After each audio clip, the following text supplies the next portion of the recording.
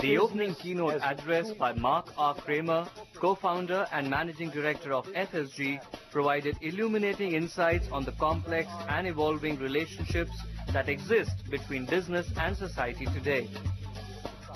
How are the ways business engages with society? And of course, there's the very traditional way that companies give philanthropy, but that's not enough.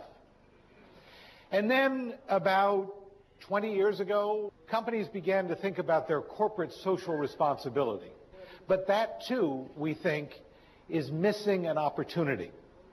And the opportunity that Michael Porter and I began to focus on was this idea of finding business opportunities in solving social problems.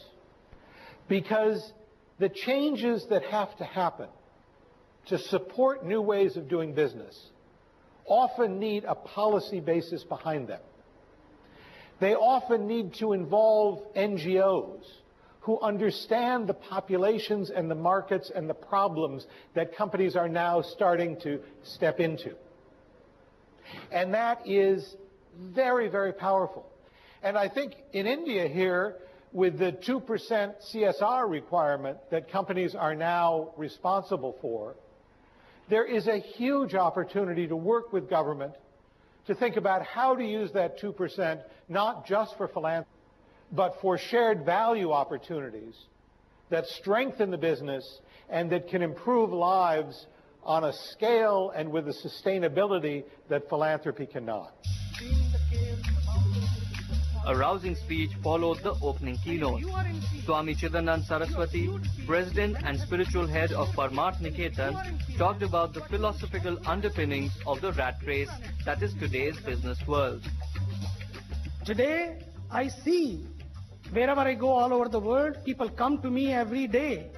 Every given time in our ashram, 30 to 40 countries people are there. We can see them there. I meet them every day. They come from every religion, they come from every culture, and they bring their problems and the solutions together. And what they are looking for, how end of the day? When I go to sleep, I can check my balance sheet. Where do I stand? Whether I'm becoming bitter or better. Whether my company, I think this company must start one course right there with the skill development, self-development. Whether I'm in peace or in pieces. I have seen that tea set, TV set, sofa set, solitaire set, sari set, everything is set. But people are upset. And we have to see how to be in peace. And peace is very important in your company, in your family, and within your heart. Wherever you go. And the good thing is, wherever you go, there you are. It's you who matters. We cannot make Sadhvi Bhagwati Saraswati, President of the Divine Shakti Foundation, was the next speaker in line. Her speech focused on the need for emotional well-being of workers to enhance overall productivity of the organization. What we know is that productivity is directly linked to the mental and emotional state of the worker. And we all know this. If you're miserable, you've just had a big fight with your wife or your husband or your mother or father, and you sit down to work on a project, some work, how effective are you? So emotional well-being is actually one of the most crucial aspects simply for productivity, even if I'm only looking at this in rupees and dollars and euros. Even if I'm only looking at it with this tunnel vision of profit as money, I still am profiting by the emotional well-being of my employees. Apple, Google, Hewlett-Packard, so many companies today not only have meditation rooms, but are paying people on the clock to meditate. Because what we know is that when they walk out of that meditation room, something has shifted fundamentally in their creativity, in their problem-solving ability, in their productivity, in the way that they relate with colleagues, and that is financially beneficial to the companies. So bringing about love, emotional well-being, dare I say spiritual well-being, for our employees is something that I think we're going to see more and more in the coming years being built into budgets and business strategies, even with only profit as the bottom line. Honorable Railway Minister Suresh Prabhu was the next speaker. His focus was on devising ways to make business and society more friendly and less adversarial, all the while increasing purchasing power of the public. On a long-term basis. So if we talk about a sustainable business model, normally we feel that there has to be an adversarial relationship between society and business.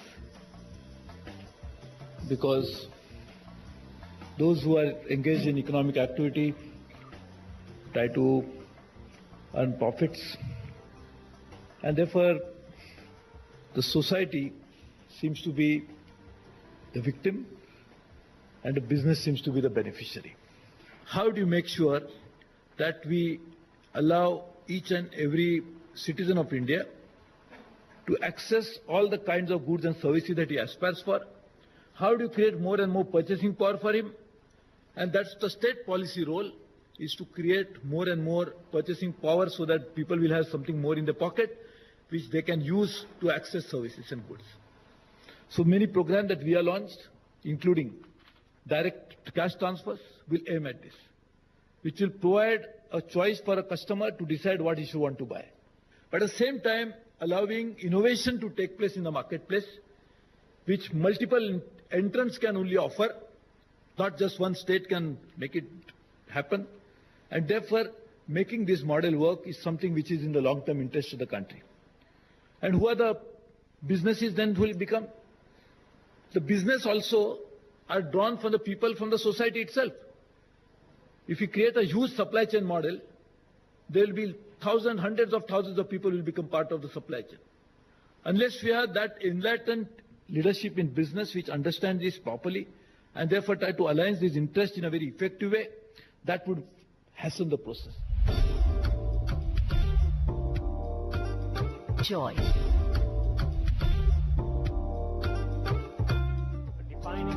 Next on the agenda was a panel discussion on financial inclusion, moderated by Raghuveer Srinivasan, Associate Editor of the Business Line. It's time to get down to business again.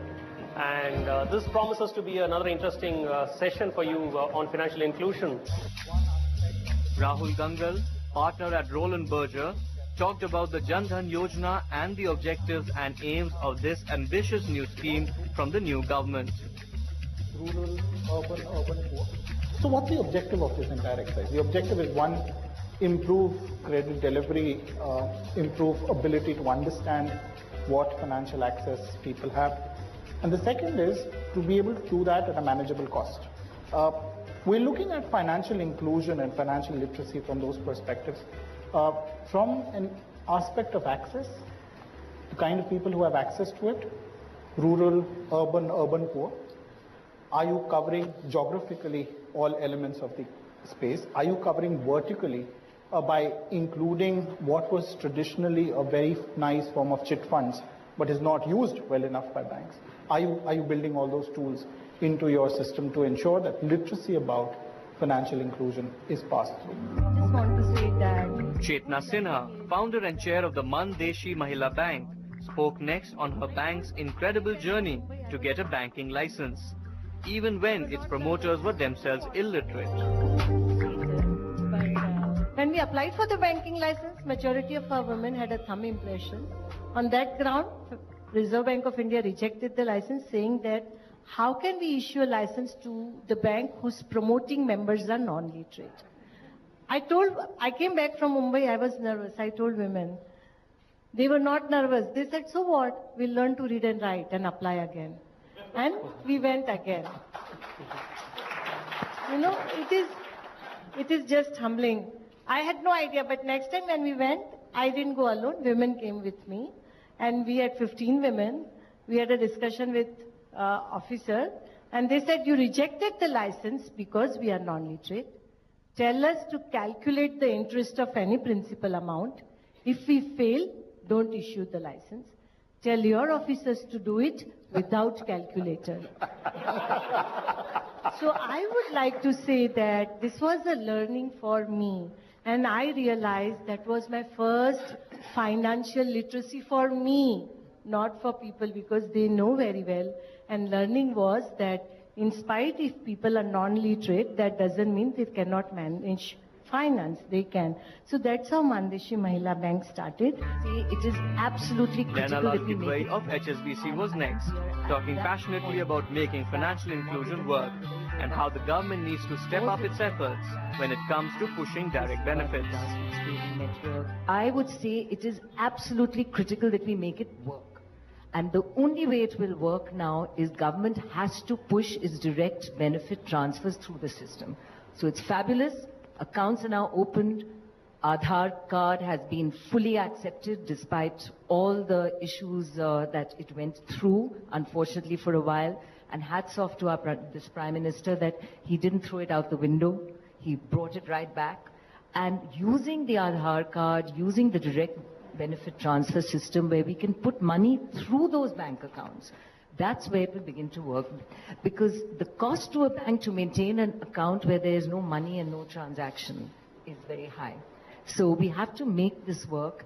And I think we are at that point in our history where a push in the right direction will take us forward.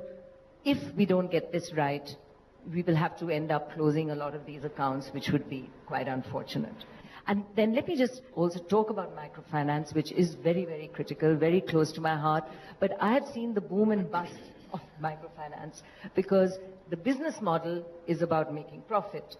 So what is the right price to charge becomes very important. And we saw how a rapacious rate, however you define it, in our case, as in India's case, it was 45, 50%, caused its own backlash.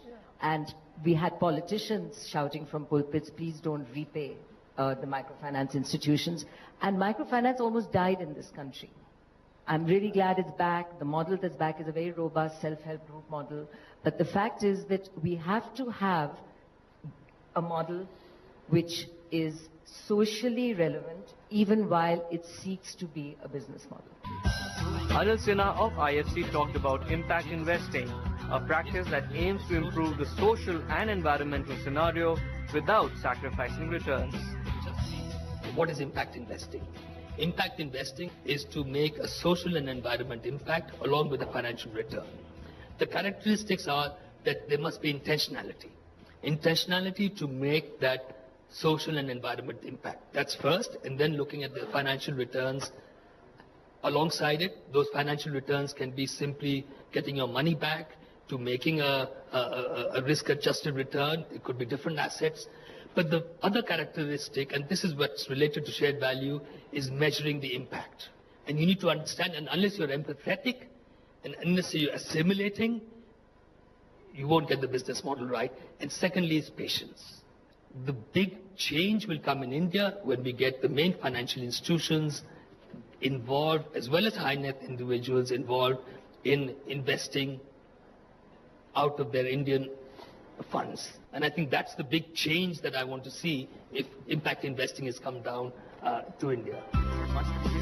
Rajat Kathuria, Director and CEO of ICRIER, was next, elucidating on how technology and easing regulations can positively impact financial inclusion in India.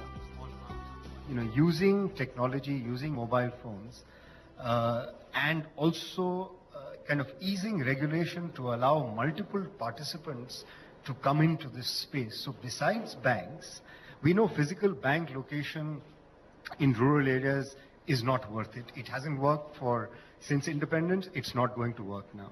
So we need that kind of technology and mobile push.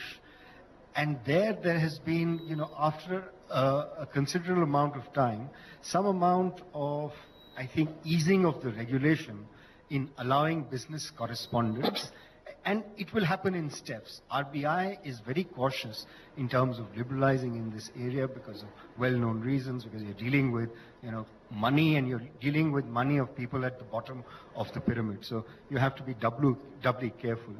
But there has been easing of regulation in this space. There are payment banks that are going to come in. There are small banks that are going to come in as well. MFIs are trying to kind of reinvent themselves. Post offices have applied to become payments banks. And, 1 billion people have access to, well, if not 1 billion people, at least 70% of the people in India have access to mobile phones. And so the Jan Dhan, Aadhaar, mobile trinity is the way to go, I think, if one has to achieve financial inclusion. Of course, the proof of the pudding is in the eating. We'll know what the status of financial inclusion is in a few years from now. But I think there are reasons to be optimistic.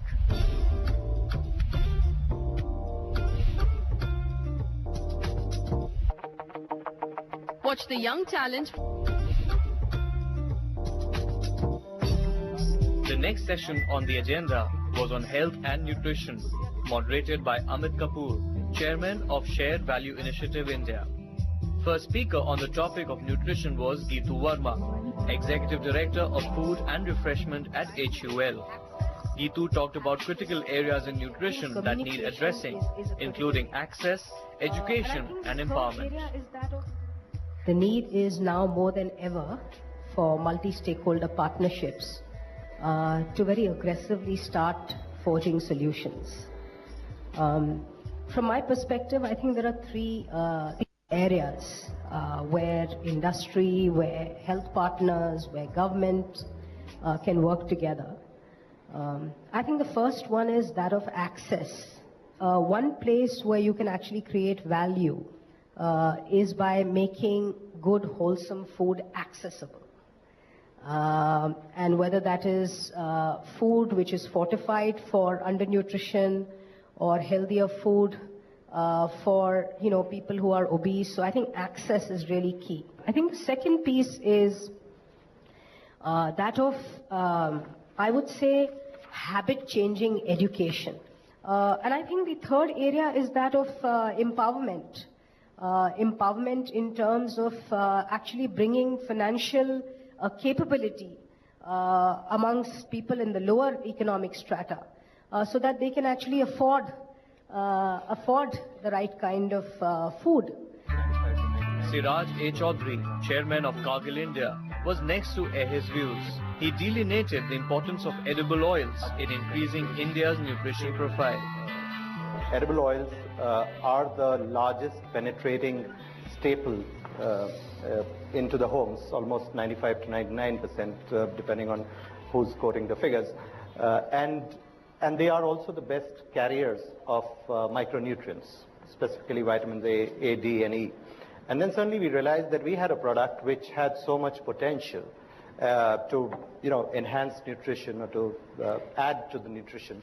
So we took the step of voluntarily fortifying the oils that we were selling into the market.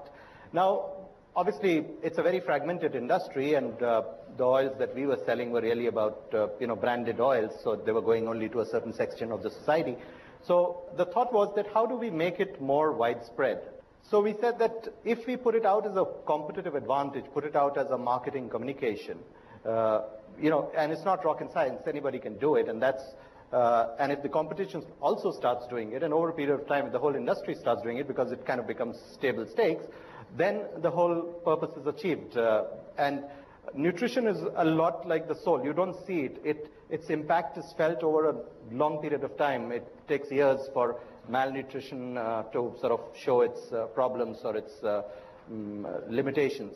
And therefore, if you have to address the soul, it has to go in the food that people consume every day. And therefore, communicating to the consumer, putting it in products which are of daily use and are accessible to the consumer, and setting a base where everybody in the industry does it, really help to propagate a concept like that. Himanshu Jain of Sealed Air elucidated on how technology can help reduce food wastage, resulting in fresh and affordable produce for all. I'm talking of some statistics from US. and India is obviously a little behind, 52% of the vegetables in US get wasted.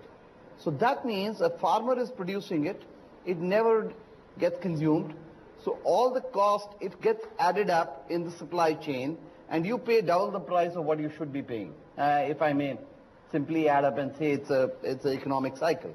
We bring the technology here, working with our front-end partners like Cargill or Levers, create a situation where the food really becomes affordable.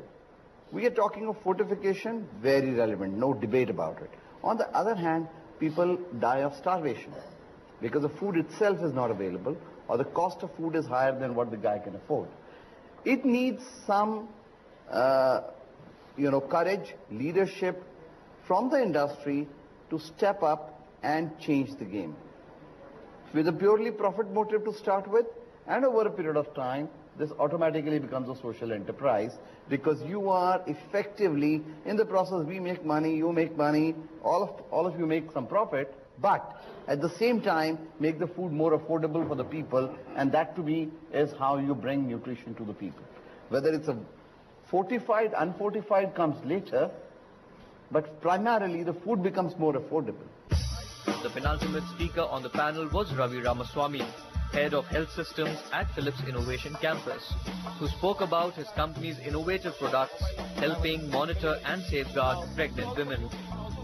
Philips has a solution called mobile obstetrics monitoring, where from the time a lady conceives, right till the end of the delivery and beyond that, we try to monitor all the critical parameters, be it blood pressure, be it sugar, be it anemia, be it the hemoglobin content, and a multitude of other parameters to ensure that both the neonate and the maternal are safe and they deliver a successful, and they have a successful delivery.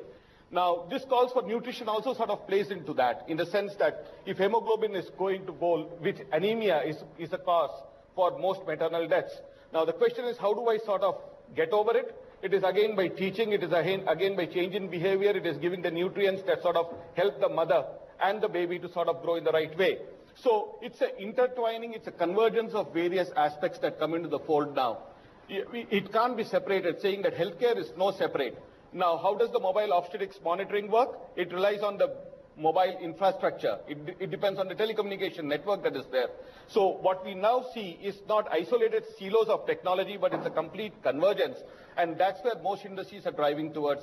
And the bottom of it all is, one, how do I make a behavioral change in people embracing the changes that are coming up? And secondly, how is it that it is sustainable over a long period of time? How do you ensure that compliance to medicine, compliance to medication, compliance to practices are built up in a sustainable manner? So it's a more holistic approach that is now being taken by the healthcare providers and by the manufacturers of equipment, rather than being looked at it in silos. And that's where the whole thing gets blended up.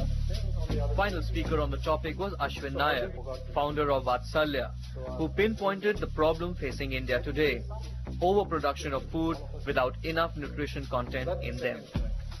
So on one hand, we have the entire burden of obesity, diabetes and things. On the other side, we have malnutrition. So how do you start focusing on nutrition in a very holistic way? I personally believe that we have gone wrong with the whole overproduction and forgot the nutrient piece. So our green revolution is coming to bite us now. So we have to figure out how to make nutrients the core of our healthcare system. The second piece is, how do you bring various stakeholders together? You know, the food people have to talk to the healthcare people, the sanitation people, and have an integrated approach. I think there is some, in the last few years, there is some development, but it could be a great public health sort of initiative if all of us can come together. You know, shared value is a fairly interesting concept, wherein we are trying to say that societal objectives and economic objectives come together. A lot of times what has happened is people have started believing that capitalism is a reflection of evil, which is absolutely incorrect, for a simple reason that the problems of the world are effectively going to get solved through businesses. Businesses create wealth, businesses create solutions for the problems that we actually have. So anything that we see in the world, the solutions will come from businesses in the future. What's the relevance for India? Why is this an important concept here? And I think, in short, you have a perfect laboratory of profound social issues with companies who are well positioned to address them. What one learns from such exchanges, which is offline as well as from what you hear from the panelists, is that whatever we achieved so far is great, but it's an evolution. So from this conference, I think the more and more you meet people with diversity, that's when your discussions start. And once the discussions start, they obviously go to the next level. So in terms of triggering your mind and giving you that opportunity to think, I think this is a great forum. What I found fascinating about being here is you have government representatives, we have the Union Minister of the Railways, you have spiritual advisors, you have suits and sadhus, you have business representatives, and you have NGOs. So you have the social conscience, the spiritual conscience, the commercial expertise, and the governance expertise all together in one room.